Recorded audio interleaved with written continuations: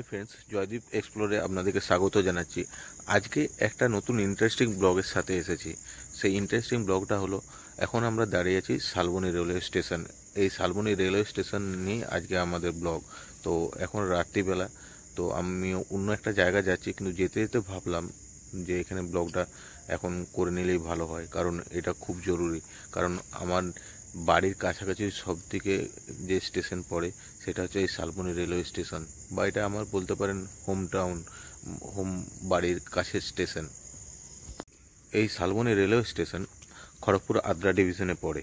এই স্টেশনটা যখন তৈরি হয়েছিল সেই সালটা ছিল 1903 থেকে 4।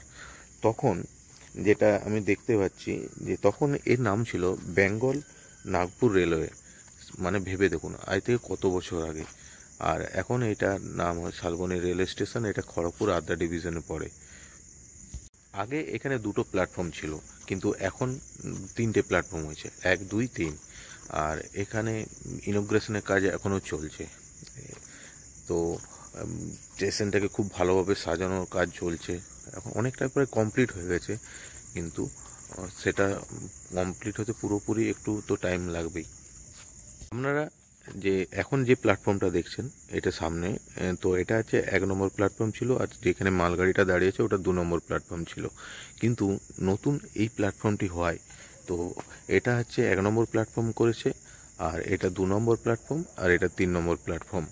তো 1 নম্বর প্ল্যাটফর্মে যেটা খড়গপুর থেকে যে আদ্রা ডিভিশনের দিকে যে গাড়িগুলো যায় আদ্রার দিকে, বেশিরভাগ সময় ওই 1 নম্বর প্ল্যাটফর্ম দিয়ে যায়।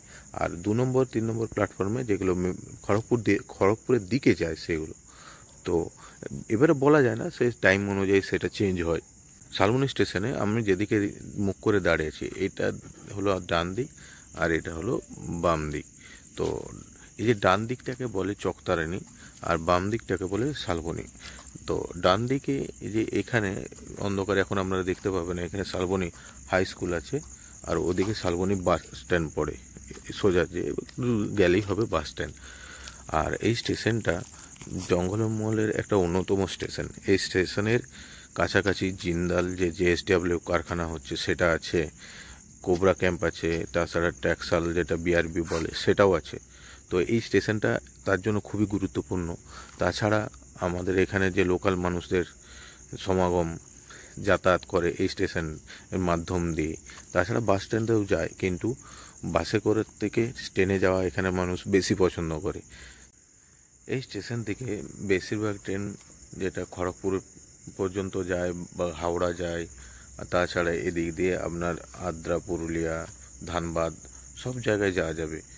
তো এই স্টেশনটা সব স্টেশনের মধ্যেখানে একটা সংযুক্তি স্থাপন করে। তো এটা জংশন না, কিন্তু তাও বলবো এটা খুব গুরুত্বপূর্ণ স্টেশন।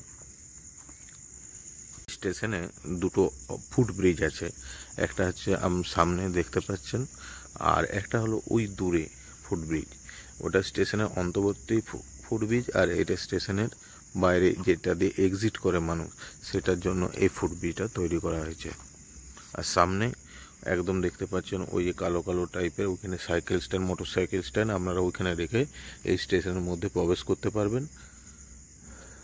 আর আমি আগের দিকে যেই দিকে এগিয়ে যাচ্ছি, ওই যে ডাস্টবিনগুলো আছে দেখতে পাচ্ছেন, সামনেরটা না ও তার পরেরটা, সেখানটায় টিকিট কাউন্টার, ওখানে আপনারা টিকিট কাটতে পারবেন।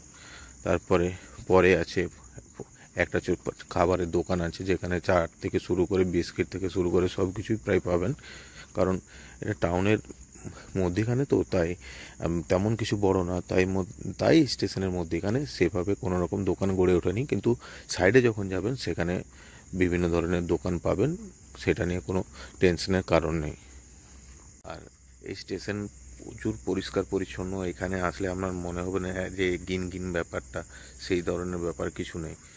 চারিদিকে পরিষ্কার পরিচ্ছন্ন করে এখানে ভারতীয় রেল রেখেছে। আপনারা কখনো শালবনী আসলে এই স্টেশনটি অবশ্যই একবার আসবেন, কারণ এই স্টেশনের সাথে অনেকের হয়তো স্মৃতি জড়িত আছে। যদি আপনাদের আমার এই ভিডিওটা দেখে মনে হয় কখনো না একবার শালবনী স্টেশনে যাওয়া যেতেই পারে, তবে আমার এই ভিডিওটা করা আজকে খুব সার্থক হবে। আর আপনারা ভালো থাকবেন, সুস্থ থাকবেন, আর আমার ভিডিওগুলি মাঝে মাঝে দেখতে থাকবেন।